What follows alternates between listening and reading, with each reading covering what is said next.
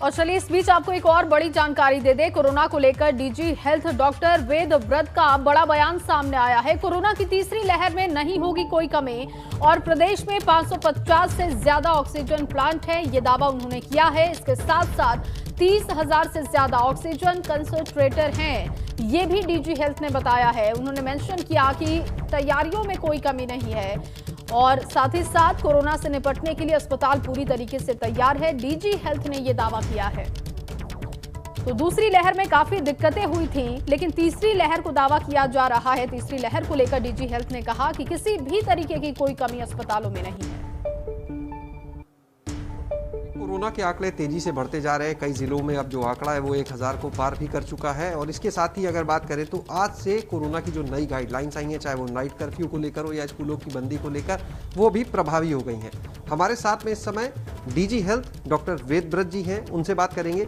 Sir, cases day by day लगातार बढ़ रहे हैं। हम देख रहे हैं कि जो दूसरी लहर है उसके मुकाबले जो ट्रेंड है, कहीं ना कहीं स्पीड ज़्यादा दिख रही है। आप सही कह रहे हैं। सेकेंड लेयर के मुकाबले ये जो हमारी तृतीय लहर है, जैसा कि आप देख ही रहे हैं, बहुत तेज़ी से केस बढ़े हैं। प्रथम सप्ताह जो दिसंबर का था, केसेस कम थे, लेकिन दिन ब दिन केस बढ़ते जा रहे हैं। वर्तमान में जैसे आज हमारे यहाँ 3000 के ऊपर केसेस नए आए हैं, लेकिन फिर भी हम लोग जैसे सेकंड वेव में था कि हमारे पास बेड्स की उपलब्धता नहीं थी, ऑक्सीजन में क्राइसिस थी, लेकिन वर्तमान परिप्रेक्ष्य में पूरे प्रदेश में हमारे पास ऑक्सीजन की उपलब्धता के जितने भी सोर्सेज हैं, चाहे वो ऑक्सीजन जनरेटर हों, कुल मिला के 550 से ऊपर हमारे ऑक्सीजन जनरेटर क्रियाशील हैं। पूरे प्रदेश में 30,000 से ऊपर हमारे ऑक्सीजन कंसंट्रेटर हैं और जो पुरानी व्यवस्था थी ऑक्सीजन सिलेंडर वाली, वो है ही है। सर, जैसा आपने कहा, एक चीज़ और जानना चाहेंगे, केसेस दूसरी लहर से ज़्यादा आ रहे हैं, लेकिन अगर हम बात करें हॉस्पिटलाइजेशन की और होम आइसोलेशन के रेशियो के बीच में, तो उसे किस तरह देख रहे हैं? हाँ, अभी केसेस तो बढ़े हैं, लेकिन अभी हॉस्पिटलाइजेशन कम है।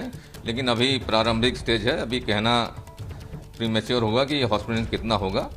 इसीलिए हम लोग सभी से आग्रह कर रहे हैं कि पूरी तरह सतर्कता बरतें, सावधान रहें और कोविड अप्रूव्ड बिहेवियर का पालन करें।